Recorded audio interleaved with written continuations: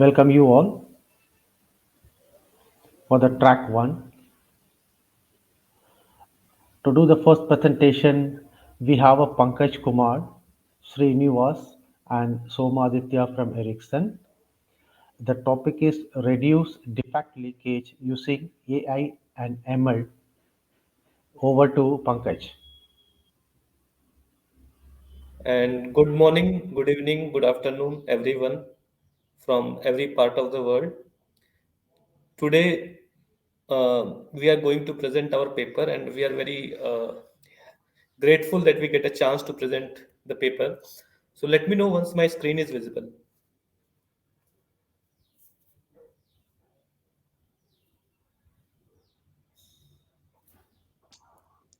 It is now Pankaj. Okay, thank you, Srini. So, we are a team of three people myself, Srini, and Soma. And we are going to talk about how we can reduce defect using artificial intelligence and machine learning. So before we quick start, I would like to have a quick introduction from my team and so that everyone can know about us. And I will start with myself. I am a test automation architect in Ericsson, and I have experience in automation AIML. Plus, I have done post graduation program of 1 year in AIML. My hobby is cycling and badminton, and I have done Manali to Leh on cycle itself. I write about automation, machine learning, and robot framework. So these are two of my websites which I maintain. If you want to have a look, you can go through it and read about automation and machine learning. My LinkedIn is with the handle Pankaj Mishra IGC26. Hi, this is Srinivas, and I represent Ericsson and working as test manager here. And I have got experience in automation and DevOps as well. And I do have a good experience around AML too. And I love reading and traveling. Thank you. Yeah, thanks, Srini. So, hi everybody, this is Shomaito. So, I'm also working as test automation architect in Ericsson. So, having experience 9 plus years in Ericsson with having automation, DevOps, AIML, and also I'm having a hobby with the singing and acting. So, we do a lot many organization events for that. So, yeah, thank you. Okay. Thank you, Srini. Thank you, Soma. So as you see that we all have the AIML experience. So how this idea came us to us? Like since last couple of years, we are hearing a lot of stuff about artificial intelligence and machine learning and how it's going to change the market. So we were thinking that what we can use in such a way that it helps in our testing itself. So we thought that okay, there are a lot of new things in the AIML. Let's see if we can do something. And then this idea came that okay, can we reduce the production defect using AIML?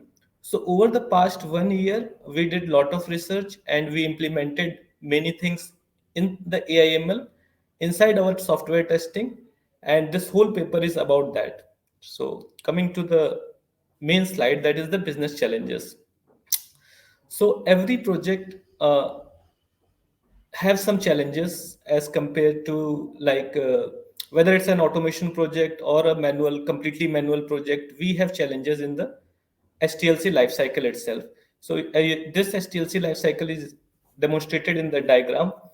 The first, I will talk about the manual challenges. First is that defect is a reality. We cannot reduce defect. There is no zero defect concept.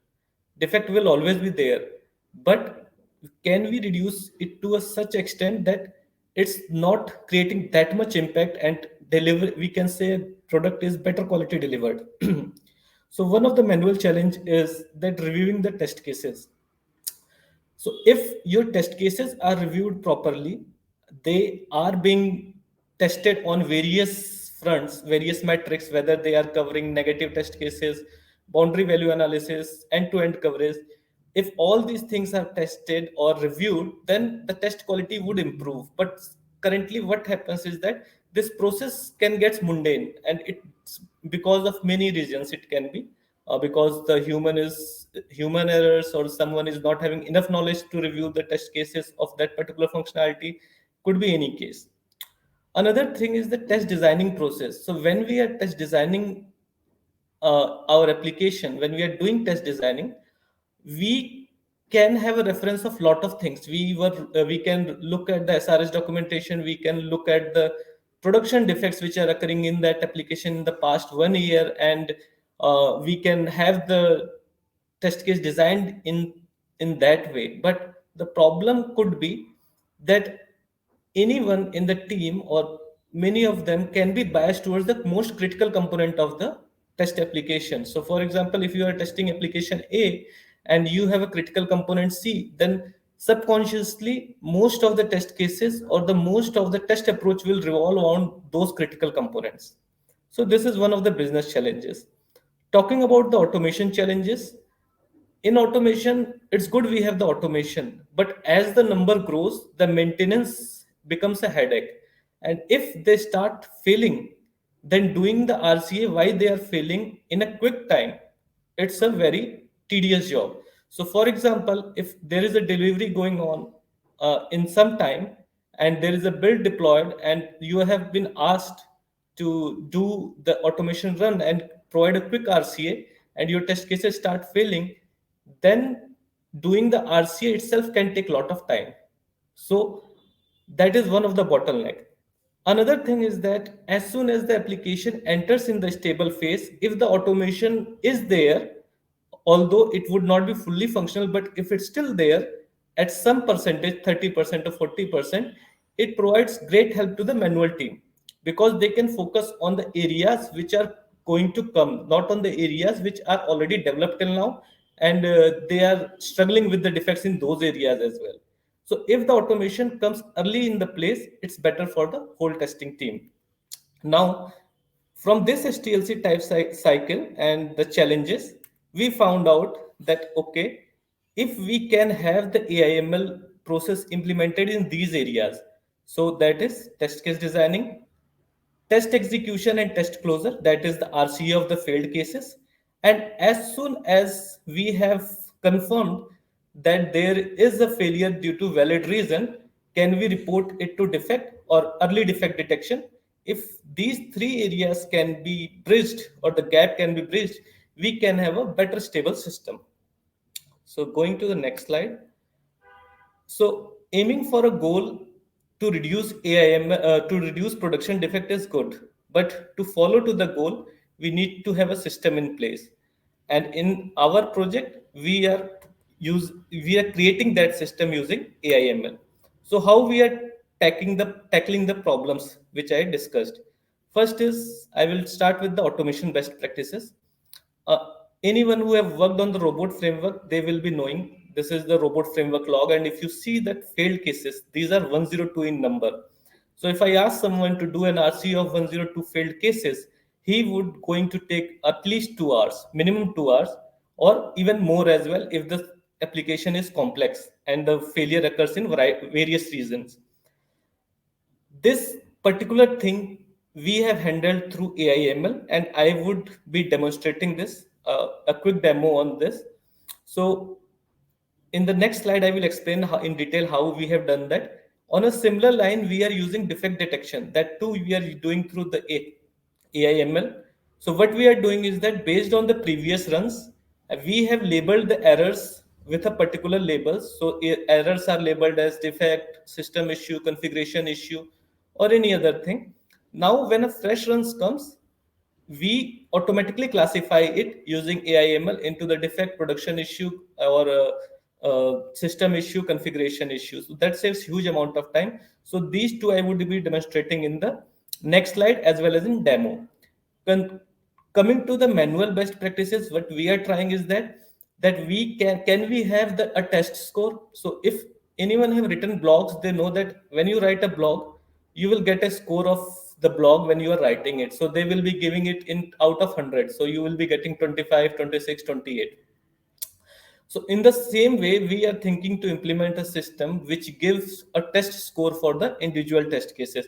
So far now, with the discussion with the whole of our team, we have created a template. So any of the backlogs or user stories which are coming into place, the person has to write the entries in this template, and there it should be mentioned that how many positive flows you have written, so that you see that there is a 2 number. How many negative flows you have written, it sees the number as 12, and end-to-end coverage and boundary value check. So if these are there, these matrices are there, we will be able to do a correlation. As the number grows, as the backlogs grows, we will be able to do a correlation that if our positive cases are more, how many internal defects we are raising, how many production defects are getting raised. So these kind of analysis we could do, and we can place a system which can assist human to test review the user stories. Another is the Quick automation implementation that will also demonstrate in a slide, and the RCA one. These two I will cover in the coming slides. So coming to the first automation practices, how we have implemented this.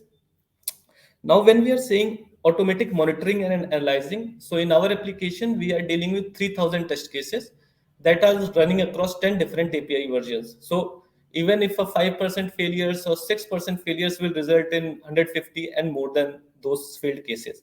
So how we are doing this, how we are tackling this issue. So these are our test automation framework. What we did is we parsed the log files, the XML files, and put the unsupervised learning over it. Once we parse the log files and put the unsupervised learning over this, we had the clusters of errors. So we can have a classification. Okay, my 82 cases failed with the cluster 4. My 60 cases failed with the cluster 2. And similarly, we can have different clusters for the similar errors. So in that way, we can quickly look, instead of looking at 150 errors or 100 errors, we can look at 6 clusters or 7 clusters. So that's going to definitely reduce our time. Another advantage is that we can have the flaky test identification. So what I mean by flaky test identification, the test cases which are consistently failing in each API versions or branch. So if you can see here, these longest towers with different colors, they are failing across each API branches. So that analytics you can also have from the AIML itself. Now we have done the clustering part, and in the previous slide I was explaining that we are going to detect the defects as well. So how we are going to do that? The next slide talks about this, and this is absolute necessity, because if a defect is detected earlier, it's very good for us. So how we are detecting defect based on the automation runs? So from the previous clusters or from the previous output, that will be the input for this utility, that is the defect detection. So we have the clusters of errors. We took a team member, we labeled them. Okay, if cluster 1 can be labeled into system issue, cluster 2 can be labeled into the configuration issues, cluster 3 4 into the relevant cluster. We did a manual labeling, and currently we have around 1,000 errors which are labeled in our project. So once we did the manual labeling, we did a supervised learning on this, and this data, the manual supervision data, act as an input for the supervised learning algorithms, and we have a trained model now based on these data. So once a fresh execution of logs comes, so for example, this output.xml comes, it will automatically go to the trained ML model, and it will predict whether it's a defects, it's an intermittent issue, script issue, or data issue. And the whole process takes only 2 to 3 minutes. And the biggest advantage of this is that defect would never be missed. So if a defect, if a particular test case and error combination has been labeled as a defect, whether it's a existing defect and it fixed now, and if it's reoccurring again, it will be detected and there will be no slippage. And further on, we can have the functionalities where we can directly log defects into the Jira or version 1 using their exposed APIs, once we have accuracy of around 99% to 100% on the detected defects. These were from the automation front. So these are the best practices we are following in the automation front. And for these two, I will demonstrate a demo. But before that, we will be going to one of the manual best practice, that is production defect RCA, which I call it as assumptions versus reality. So since at the starting I told that the application or the subconsciously or the test team can be biased towards the critical areas. So I will show you one example. These are the production defect of our application last year. So, and this is the hierarchical clustering in the AIML thing. So we were constantly getting feedback, or the test team getting feedback, that there are a lot of defects in the CAD area, there are a lot of defects in TAD area. These are our critical components. So we did an RCA of using the machine learning techniques, and we found that okay, the CAD area or the other areas which are critical. Uh, Let me just have this.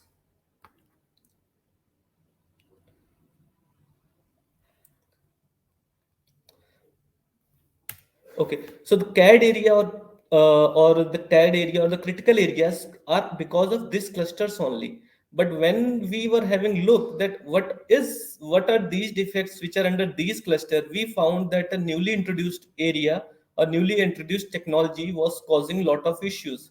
So that mean, and it was not considered much critical. So that means that our test strategy needs some changes. Apart from the critical area, we can have a visualization of the areas which are leaking the defects.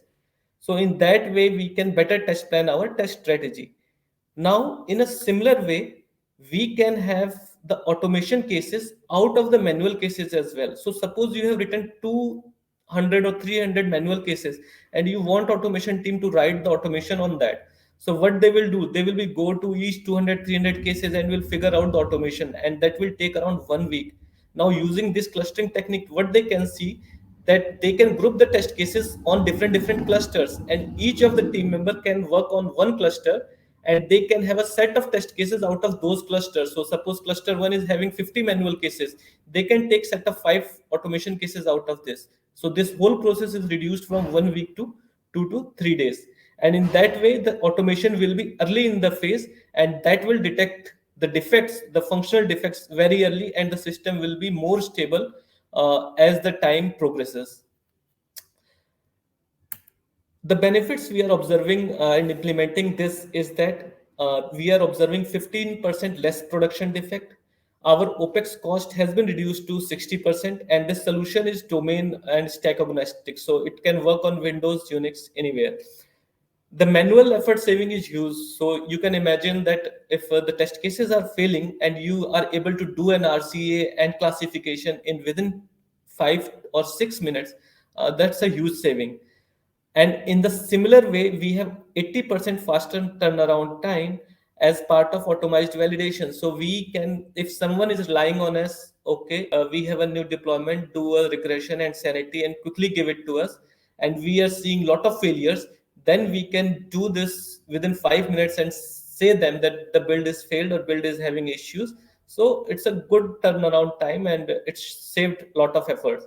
And seamless delivery. So we are going to the market, the product is going to the market in a quick time with a good delivery, good quality testing.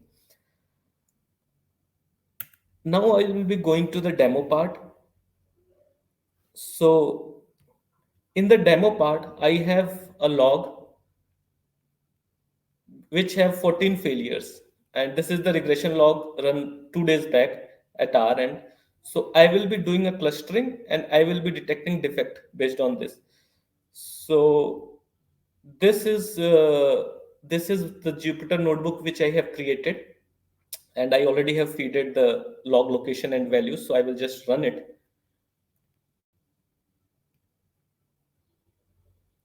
It will take around 30 seconds or 40 seconds. So it's working. So what it is doing is this: it's going to this output.xml file, it is parsing it, and it will generate the cluster file in the form of CSV here.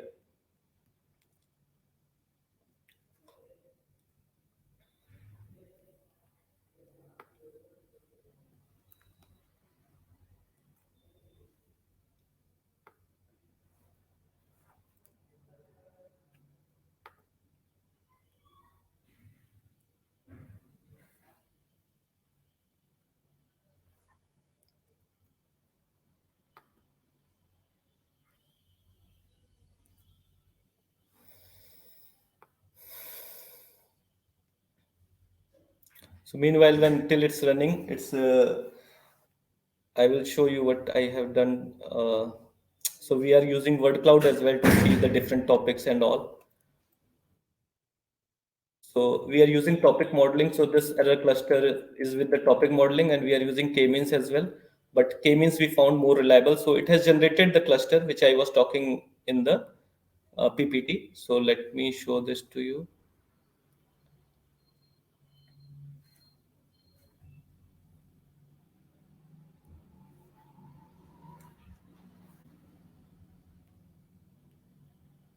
So this parser we have written in Python, and it passed the XML file. So if I go to, suppose if I go to category 3,